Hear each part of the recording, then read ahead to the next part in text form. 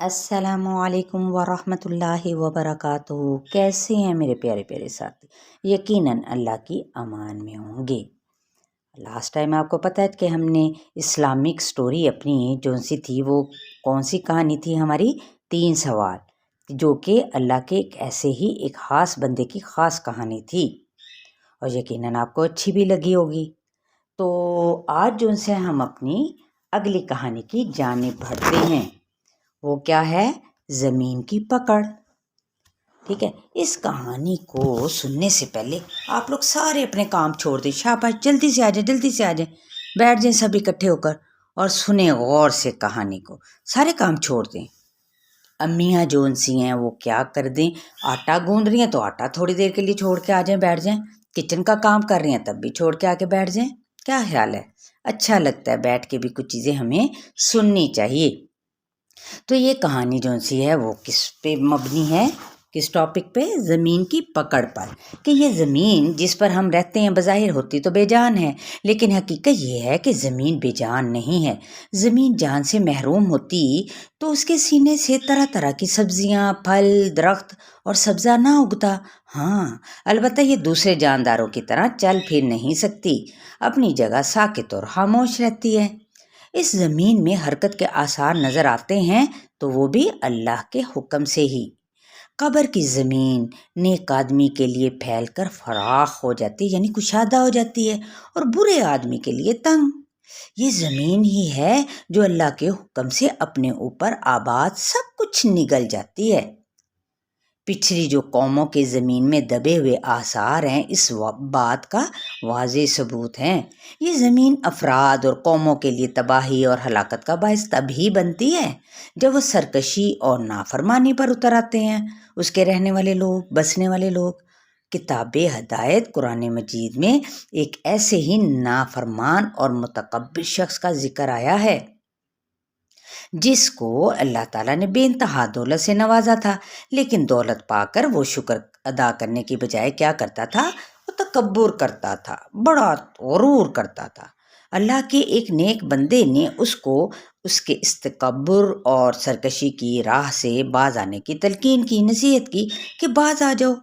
اسے اللہ کے غضب سے ڈرایا بھی تو اس نے مذاق اڑانا شروع کر دیا اور تمسخر کے ساتھ دعویٰ کیا کہ یہ مال اور زر اس نے محض اپنی عقل اور علم کے بل بوتے پر ہی تو حاصل کیا ہے، یعنی اس نے اللہ تعالیٰ کو جانا ہی نہیں کہ دینے والی ذات تو وہ ہے، اور اس سراسر تکبر کا نتیجہ زمین کی پکڑ کی صورت میں نکلا۔ اللہ کے حکم سے وہ اپنے مال اور تمام تر خزانوں سمیت زمین میں دھنس گیا اور رہتی دنیا تک کے لیے نشان عبرت بن گیا۔ تو تبلیغ کرنے والا اللہ کا وہ نیک بندہ بہت ہی صابر تھا۔ اس نے اپنی قوم کے ہاتھوں بہت تکالیف اٹھائیں۔ قوم اس کے ساتھ ہر معاملے میں ضد اور ہٹ درمی سے پیش آتی رہی اور وہ صبر کا مظاہرہ کرتا رہا۔ اس کی کوششوں ہی سے اس کی قوم کو غلامی سے نجات ملی، لیکن قوم نے کبھی تو صراط مستقیم سے بھٹک کر بت پرستی کی تمنا کی اور کبھی بچھڑے کی پوجا کرنے لگی۔ یہ حالات بہت ہی تکلیف دہ تھے، لیکن اس نے اس راہ میں آنے والی ہر تکلیف کو برداشت کیا۔ کیسے؟ صبر کے ساتھ، اور اپنی قوم کو ہدایت کی تلقین بھی کرتا رہا، اور اسی راہ سے پر چلتے ہوئے اس کی زندگی تمام ہو گئی، یعنی ختم ہو گئی۔ اس کی فضیلت، مقام اور مرتبے کو نہ صرف قرآن مجید نے تسلیم کیا ہے بلکہ نبی آخر الزماں محمد صلی اللہ علیہ وآلہ وسلم نے بھی اس بات کی گواہی دی ہے۔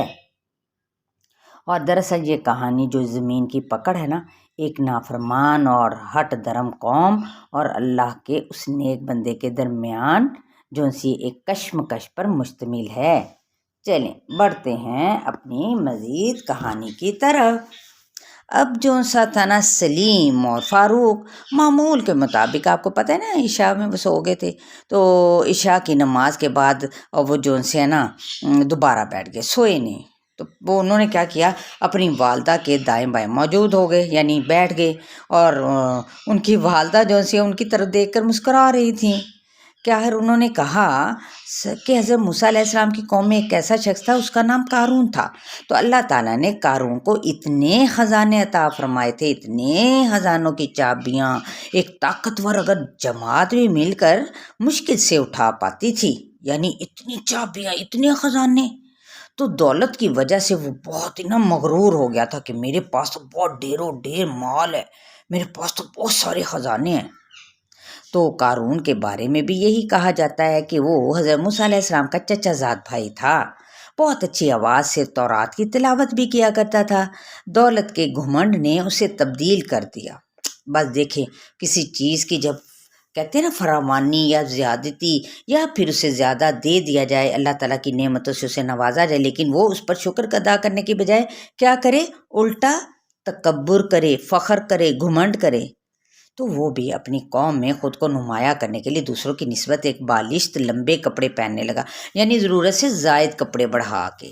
اس کے کپڑے لمبے ہونے کی وجہ سے کیا ہوتے تھے؟ زمین پر گھسٹتے رہتے تھے۔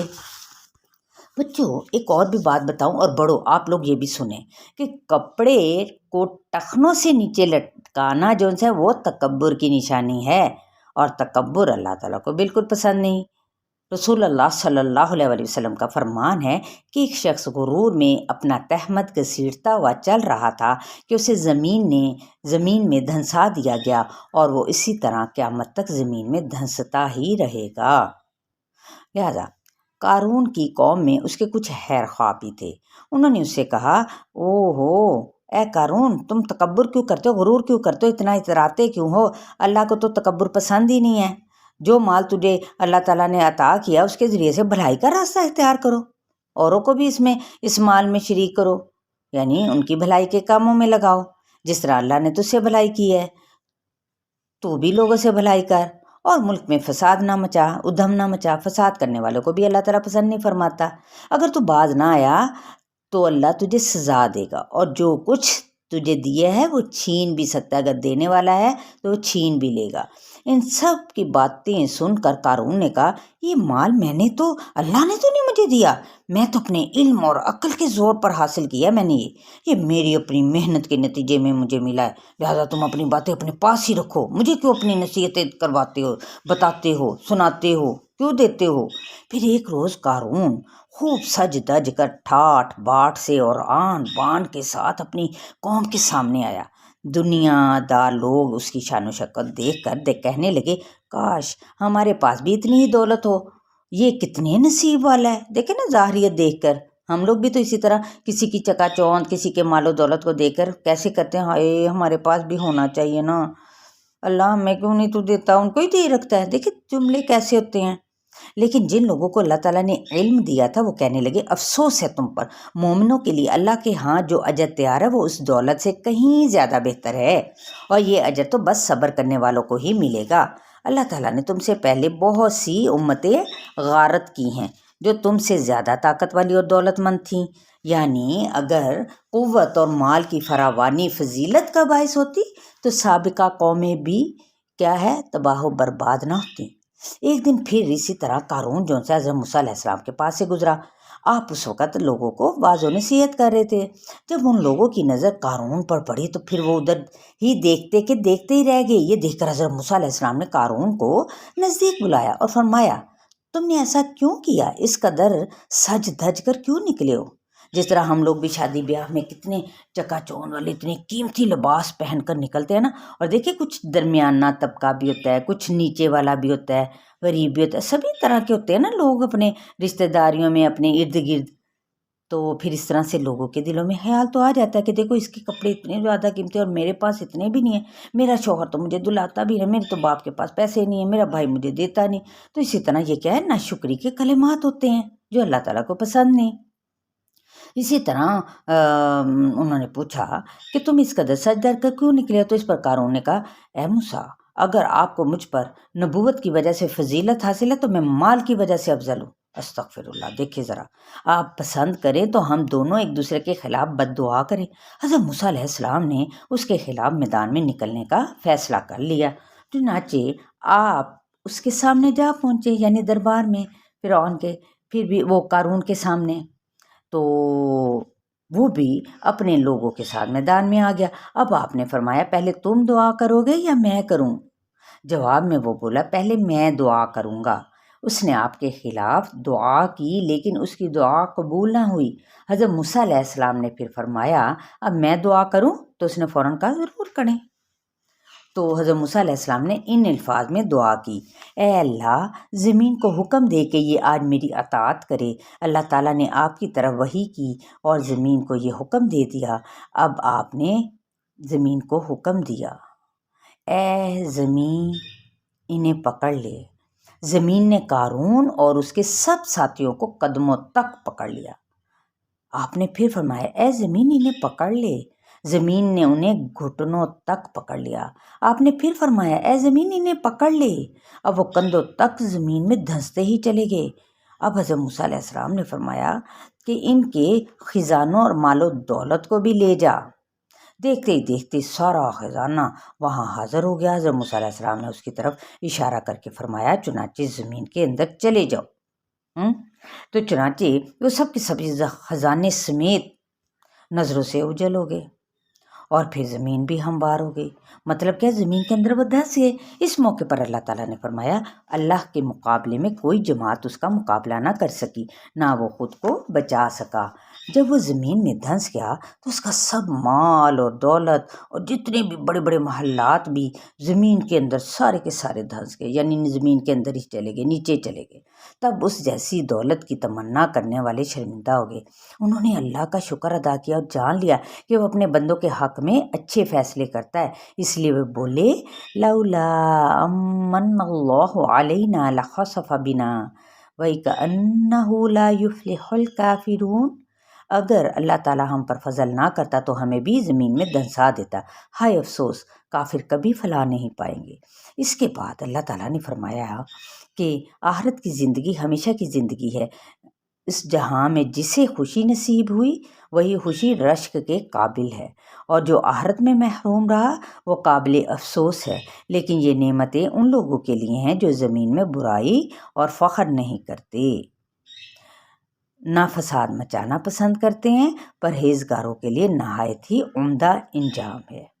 یہ واقعہ تو ہے اس دور کا جب بنی اسرائیل ابھی مصر سے نہیں نکلے تھے، لیکن اس بات کا بھی امکان ہے کہ یہ واقعہ میدان طیہ میں بھی پیش آیا، یا میدان طیہ بھی کہا جاتا ہے، جس میں بنی اسرائیل 40 سال تک چکراتے پھرتے رہے۔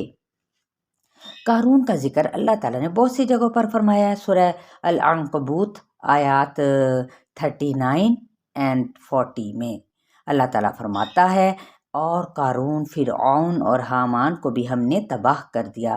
ان کے پاس موسیٰ علیہ السلام کھلے کھلے معجزے لے کر آئے، پھر بھی انہوں نے زمین میں تکبر کیا، لیکن ہم سے آگے نہ بڑھنے والے یہ ہو سکے۔ پھر تو ہم نے ہر ایک کو اس کے گناہ کے وبال میں پکڑ لیا۔ ان میں سے بعض پر ہم نے پتھروں کی بارش کی اور ان میں سے بعض کو زوردار سخت آواز نے دبوچ لیا، اور ان میں سے بعض کو ہم نے زمین میں دھنسا دیا، اور ان میں سے بعض کو ہم نے ڈبو دیا۔ اللہ تعالیٰ ایسا نہ تھا کہ ان پر ظلم کرتا، لیکن یہ لوگ خود اپنی جانوں پر ظلم کرتے تھے۔ اسی طرح احادیث میں بھی اس واقعے کا ذکر ملتا ہے۔ حضرت عبداللہ بن عمرو بن العاص رضی اللہ تعالیٰ عنہما سے روایت ہے کہ ایک دن نبی کریم صلی اللہ علیہ وآلہ وسلم نے نماز کا ذکر کرتے ہوئے فرمایا، جو شخص اس نماز کی حفاظت کرے گا یہ قیامت کے دن اس کے لیے نور، دلیل اور نجات کا باعث ہوگی، اور جس نے اس کی حفاظت نہ کی اس کے لیے یہ قیامت کے دن نہ نور بنے گی، نہ دلیل اور نہ ہی نجات کا سبب۔ ایسا شخص قیامت کے دن قارون، فرعون، حامان اور ابی بن خلف کے ساتھ ہوگا۔